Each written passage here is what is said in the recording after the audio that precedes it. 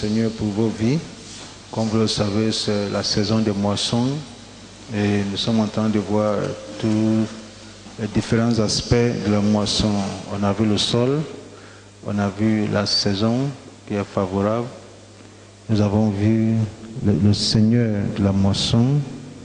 Nous avons aussi vu le fait que nous sommes des serviteurs de la moisson qui collaborent avec le Saint-Esprit. On a aussi vu la semence que nous devons s'aimer et on a vu le service, notre service dans la moisson. Aujourd'hui, nous allons voir les séducteurs de la moisson. Qui sont les séducteurs contre la moisson du Seigneur? Il y a deux types de séducteurs. Il y a le premier type de séducteurs sont ceux qui se disent frères et sœurs, ils se disent prophètes, pasteurs, qui ne veulent pas que l'œuvre de Dieu avance dans les mains des autres. Pour eux, si l'œuvre de Dieu doit avancer, elle doit avancer dans leurs propres mains. Mais si ça doit avancer dans les mains des autres, ceux-là se lèvent pour combattre la moisson, pour combattre l'avancement de l'œuvre. L'autre groupe de personnes sont des païens, des ennemis du réveil et des moissons, de tout ce qui est l'avancement de l'œuvre, qui aussi, pour une raison, pour une autre, combattent la moisson. Comme je disais, le premier groupe sont ceux qui se disent frères. Ils se disent frères, elles se disent sœurs. Elles ne sont pas contre la moisson, non. Mais elles sont contre l'avancement de moisson quand Dieu décide d'utiliser un autre canal ou les autres canaux. Si ce n'est pas par leur canal que Dieu agit, ils combattent la moisson. Voyons Actes chapitre 5, le verset 17. Cependant, le souverain sacrificateur et tous ceux qui étaient avec eux. Alors on peut noter le souverain sacrificateur et tous ceux qui étaient avec eux, à savoir le parti des Sadduciens, s'élevèrent, remplis de jalousie. La Bible dit qu'ils étaient remplis, n'est-ce pas, de jalousie. Même les disciples manifestaient cet esprit de la jalousie, cet esprit de la séduction. Ça doit être par moi. Je pense à un prophète dans l'Ancien Testament, c'est intéressant. Voyons 1 Roi, chapitre 22. Lui-même, son cas, c'est incroyable. 1 Roi 22, chapitre 22 et le verset 24. Ici, il s'agissait d'une guerre. Et le roi de Juda est venu voir le roi d'Israël pour lui dire, comme c'est une guerre, il est important de consulter les prophètes de Dieu. Et le roi d'Israël a convoqué ses prophètes. Eux tous ont dit, vas-y, l'Éternel est avec toi. Et ils ont remarqué qu'il y a un prophète. Et le roi de Juda lui dit, mais Ahab, est-ce que c'est tous les prophètes? Il dit, mais il y a un gars là, Michée, je n'ai pas invité. Parce que lui, il dit rien de bon me concernant. C'est à cause de ça que je n'ai pas invité. Mais si eux tous ont dit que ça peut aller, je crois que ça peut aller. Le roi de Juda dit, va le chercher. On va l'écouter quand même. S'il confirme, ça veut dire que ça vient de Dieu. Et le gars qui allait le chercher, voici ce qu'il lui a dit. Si tu as le temps, tu lis 1 Roi 22, tout le chapitre. Le gars là lui a dit, écoute, tous les prophètes dans un commun accord, eux tous ont parlé en faveur de la victoire du roi. Pardon. Il ne faut pas aller dire autre chose. Michel dit, il n'y a pas de problème. Arrivé là-bas, ce que Dieu me dira, je dirai. Michel est arrivé. Mais l'atmosphère, c'était atmosphère de séduction. Tout le monde a dit. Alors lui, il est rentré dans l'atmosphère et il a dit la même chose. Va, tu vas avoir la victoire. Le roi dit, dis-moi la vérité, parce qu'il te connaît. Le roi même n'est pas sûr de ces séducteurs-là. Et Michel dit, voici ce que je vois. Je vois le Seigneur assis sur son trône. Et il a commencé à annoncer une autre chose. Le verset 24. 1 Roi 22, 24. Vous y êtes? Alors, Sédécias, lui aussi c'est un prophète, fils de Kenana, s'étant approché, frappa Michel sur la joue et il dit, par où? Finissons la phrase. Par où l'Esprit de l'Éternel est-il sorti de moi pour te parler? Par où? Nous tous, on a dit, on a proclamé victoire pour Ahab. Michel est venu, il dit autre chose. Et ce prophète, je crois que c'est un prophète principal, n'est-ce pas?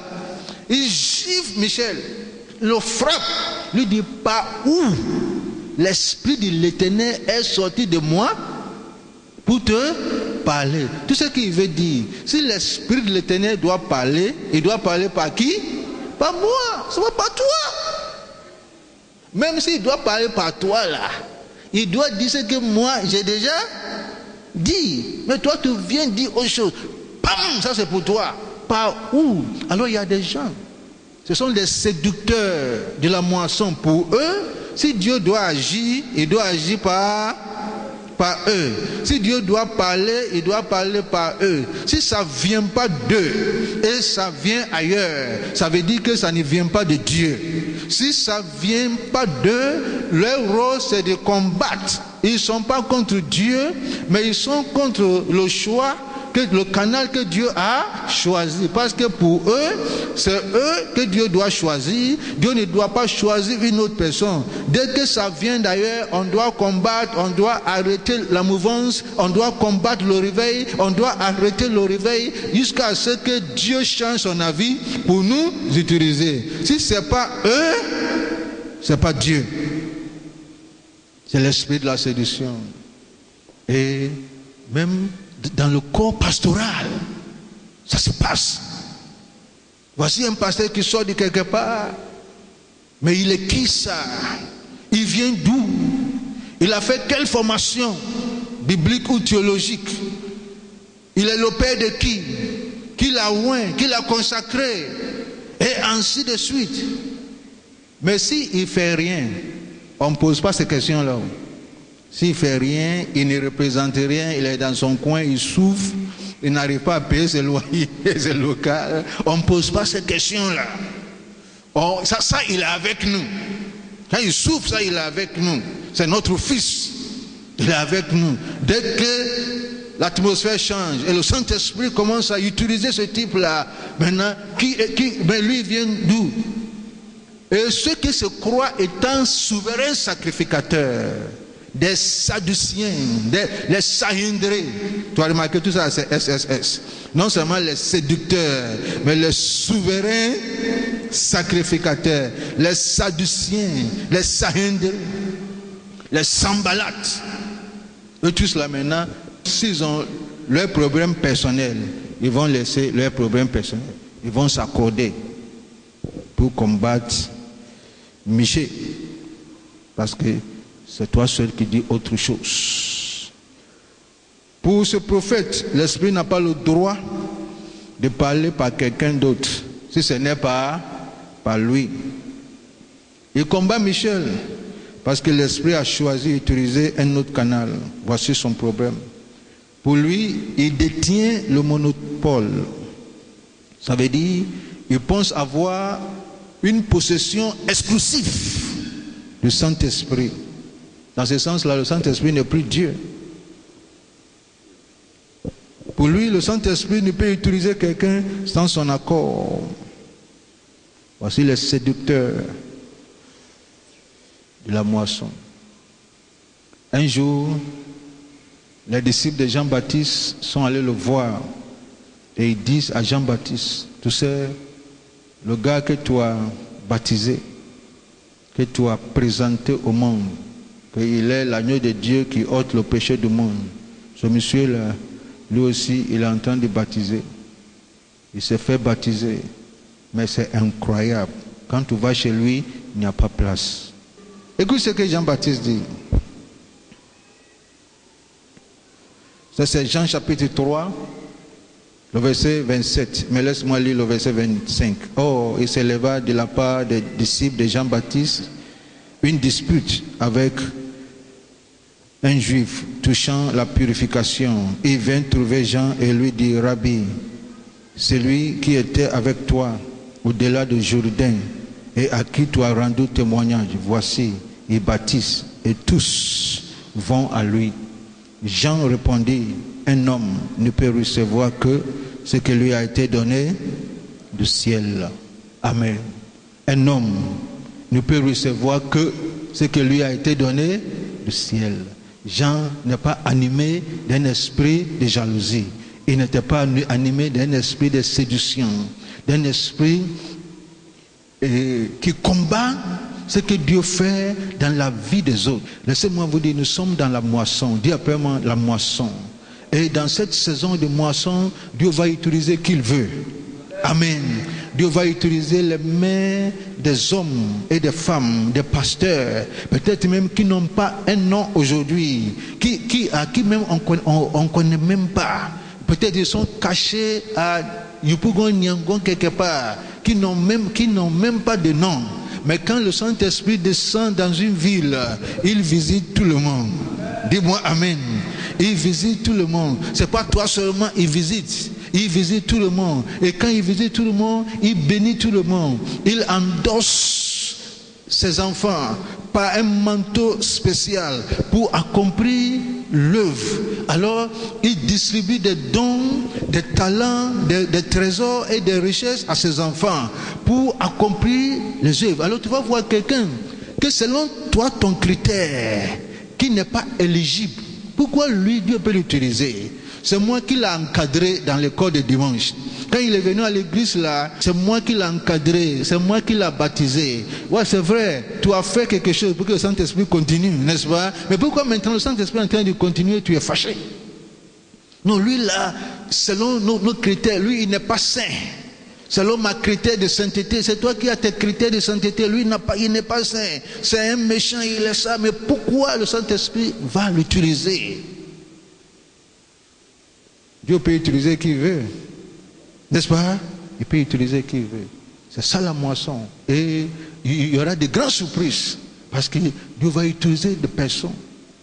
Et ma prière est que toi aussi tu sois utilisé par Dieu. Oh, dis-moi Amen. Que toi aussi, Dieu t'utilise. Voyons quelques âmes de séduction.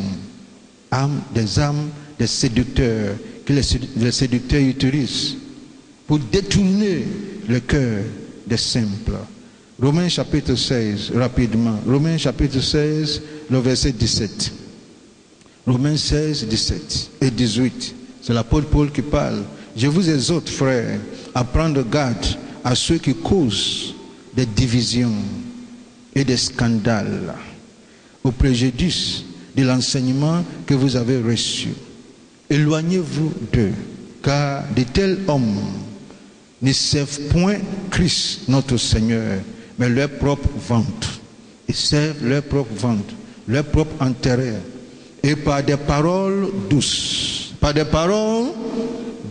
et flatteuses, ils séduisent le cœur des saints par des paroles douces. Alors quand il vient pas en violent, il vient pas en force, par des paroles douces. Il parle douce. Leurs paroles, ce sont des paroles douces, des paroles secrètes, des paroles sucrées, je vais dire. Ce sont des paroles qui flattent. Alors quand tu l'écoutes, c'est comme si ils avaient raison. On appelle ça l'esprit de Absalom. Absalom, c'était le fils de David, le roi. Et Absalom était un séducteur, avait un cœur de séduction. Quand il vient dans le temple et dans le palais, il n'apprécie pas tout ce que se passe. Il vient s'asseoir quelque part. Quand les gens viennent voir un chef ou bien un doyen pour un jugement ou bien pour un problème, Absalom va l'appeler du côté pour dire, tu sais, c'est vrai qu'ils sont là, mais ils ne sont pas là. Hein? C'est moi qui te parle, je connais le système. Attends le jour où moi je serai roi. Vous allez voir, quand vous allez venir ici, on va régler vos problèmes rapidement, facilement. Tu n'as pas besoin de faire la queue comme ça. Nous-mêmes, on va venir chez vous. Quand moi je serai le roi, mais il est le fils du roi, n'est-ce pas? Et alors il dit, quand il sera le roi, il sait que demain, il sera un roi. Et il parle comme ça. Ça c'est 2 Samuel chapitre 15. Et la Bible dit, en parlant comme ça, il vole, il séduit le cœur des simples par des paroles douces et flattueuses. Ça se passe dans nos églises, vrai ou faux? Ça se passe dans nos églises. Quelqu'un va te dire, mais ma soeur, fais doucement, fais doucement. Affaire de Dieu, c'est pas chaud. Toi, tu viens d'arriver. Nous, on est là depuis là. On va doucement, mais toi, depuis que tu es là, c'est chaud, va doucement. Faut pas trop donner. Nous, on a donné, on n'a pas vu quelque chose. Alors, va doucement. Et ce sont des paroles douces et flattueuses pour détourner le cœur des hommes. Hors de la moisson, ce sont des hommes qui sont comme des serpents, des séducteurs, des souverains sacrificateurs, des sadduciens, des saïndrés, sont des serpents. Et par leur ruse, ils peuvent détourner le cœur. Dans la Bible, il y a un vieux prophète qui a fait ça.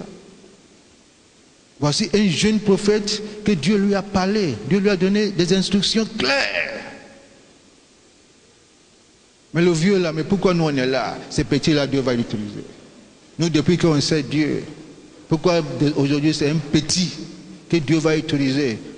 Le petit là, je vais lui montrer que j'ai expérience. Je vais utiliser mon expérience pour le détourner. Et il verra. Et effectivement, c'est ce qu'il a fait, n'est-ce pas? C'est ce qu'il a fait. Il a utilisé son expérience. Il a dit au prophète là, au jeune prophète là, moi aussi, voici ce que j'ai reçu. Et le jeune prophète, par respect au doyen, etc., par des paroles douces et flattueuses, il a détourné le cœur des jeunes prophètes. Et vous connaissez la suite.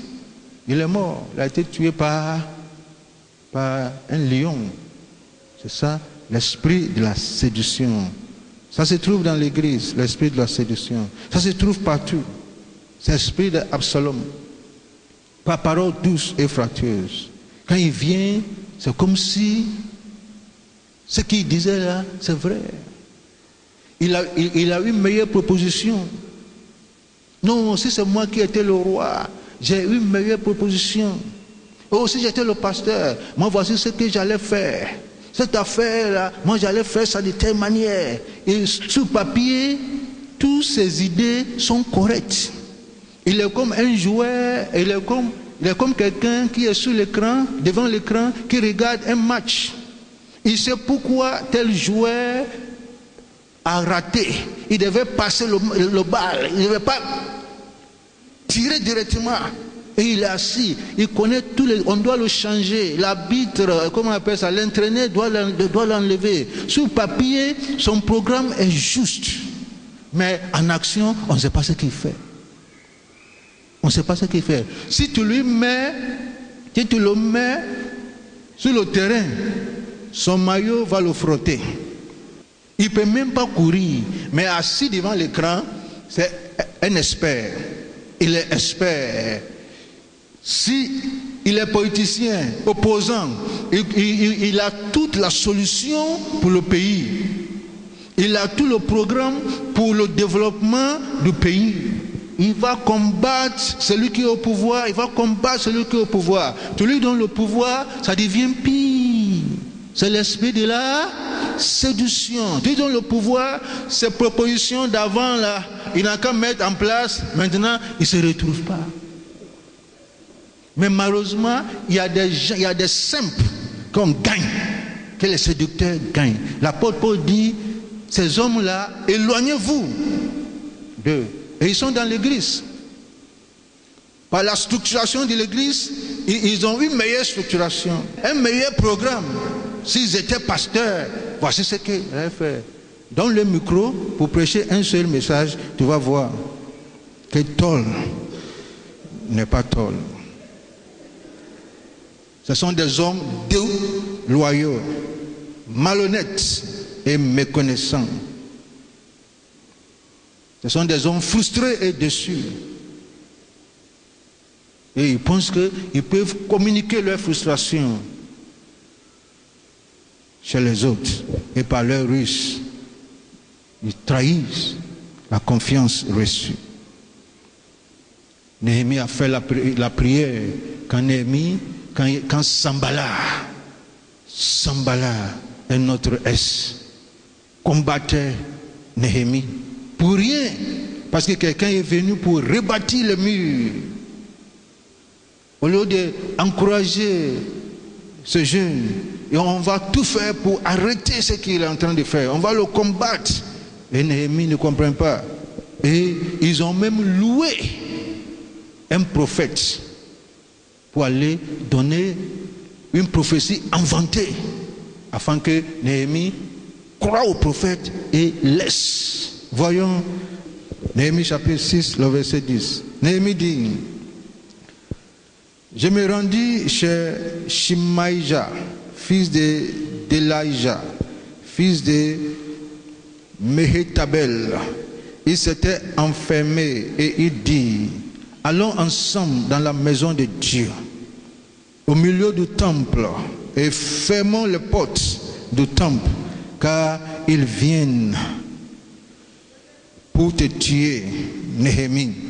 Et c'est pendant la nuit qu'ils viendront pour te tuer. Tout ça, c'est un complot. Je répondis, un homme comme moi, prendre la fuite? Et quel homme tel que moi pourrait entrer dans le temple et vivre? Le verset 12, Néhémie 6. Et j'ai reconnu que ce n'était pas Dieu qui l'envoyait, mais il prophétisait ainsi sur moi parce que Sambalat et Tobija lui avaient donné de l'argent. De l'argent, c'est l'esprit de séduction. On veut avoir quelqu'un, on n'arrive pas à le voir. Et on sait qu'à la voir, et on sait que ce monsieur-là respecte prophétie, il respecte les choses. On va donner l'argent au prophète pour crier des prophéties, pour inventer des prophéties. Et le prophète est allé au temple. On dit, Néhémie, viens. Parce que ce qu'on voit là, c'est grave. Ce que Dieu nous a mis à cœur, ce que Dieu nous a montré, c'est grave. Viens au temple. Les gens viennent te tuer.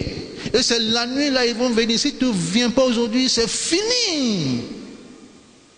Et Néhémie dit, je ne suis pas un homme comme ça. Et Néhémie remarque que Sambalat et Tobija lui ont donné de l'argent. Pour inventer une prophétie. Ça qu'on appelle la séduction. Ça se passe dans nos églises. Il aime une jeune fille. Il a tout fait. Jeune fille là, voit autre chose. Ou bien voit ailleurs. Il va en parler avec un jeune prophète. Lui donne quelque chose. Hein, le prophète vient. Ma fille, je vois. C'est l'esprit de la séduction. Parce que ce que je vois, ce que Dieu m'a dit, qui s'appelle tant. Et il dit le nom du frère. C'était la fille, il dit, je ne sais pas. C'est l'esprit de séduction. Dieu n'a rien dit, mais on prend le nom de Dieu pour nous séduire. Qu'est-ce que Dieu a dit, prophète? Tu n'as rien vu. Oh, lui là, il voit clair. Mais si tu me dis que l'autre voit clair, et après tu me demandes, tu n'as rien vu. Il faut que moi aussi je voie, n'est-ce pas? Je vais inventer ce que je vois, mais je vois une femme derrière toi, une vieille dame, qui est en train de gâter, saboter ton avenir. Il est noir. Ah, c'est ma mère. Ah, moi. Il y a un homme dans la Bible. Quand les Pierre, les Philippe sont allés en Samarie, et Pierre faisait de grands miracles. Le gars là les appelle. Vous connaissez l'histoire, non? Il prend l'argent, tiens, prie pour moi. Quand moi aussi je vais imposer les mains, le Saint-Esprit va venir chez les gens. C'est la séduction. C'est l'esprit de la séduction. Que Dieu nous délivre de l'esprit de la séduction. Moi, je me méfie des fidèles qui cherchent parole, parole, parole. Dieu a dit quoi? Message, message, vision. Ils n'utilisent pas leur intelligence, leur sagesse. Ils font quelque chose. Dieu m'a dit, Dieu m'a dit, Dieu ne m'a plus dit. Dieu a dit que je dois le marier. Et après, Dieu dit que ce n'est plus lui. Mais c'est quel Dieu ça? Où Dieu dit c'est lui, hier, aujourd'hui ce n'est plus lui. Dieu dit de partir, Dieu me dit de ne plus partir. C'est l'esprit de la séduction. La Bible dit, telle personne, ils inventent des prophéties pour avoir ce qu'ils cherchent. Et si tu ne fais pas attention, tu vas rentrer dans cette hérésie. Et après, ça sera incroyable. Dieu nous a libérés, nous a donné la liberté. La liberté, c'est la liberté en Christ. On ne doit pas encore mettre des joues sur nous, des joues sur nous. On doit se méfier des séducteurs. Ils sont rusés et ils ne sont pas loin pour être à notre milieu. Ouvre tes yeux, que Dieu nous donne le discernement dans ce que Dieu va faire dans cette nation, dans la francophonie. Dieu va utiliser beaucoup d'hommes. Dieu va nous utiliser aussi. Dis Amen. Mais Dieu veut que nous travaillions la main dans la main. Ce que les autres font, c'est Dieu qui est avec eux. Ce que nous faisons, c'est Dieu qui est avec nous. On n'est pas en compétition avec une église. On n'est pas en compétition avec une structure. Dieu nous a donné vision, et je crois que Dieu a donné vision à chaque personne, et chaque personne travaille pour l'avancement de l'œuvre de Dieu. Amen. Et si nous faisons ça, nous pouvons gagner le monde, nous pouvons gagner la francophonie pour Christ.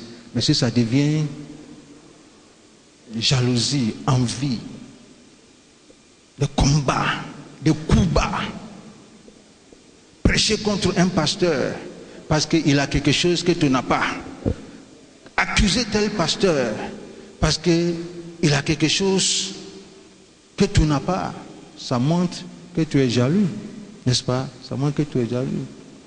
Si tu n'as pas église, si tu n'as pas message, tais-toi, n'est-ce pas? Mais si tu as un message, prêche la Bible, prêche la Bible. Il ne faut pas attendre la chute d'un pasteur pour faire grandir ton église. Allez évangéliser. Que le Seigneur vous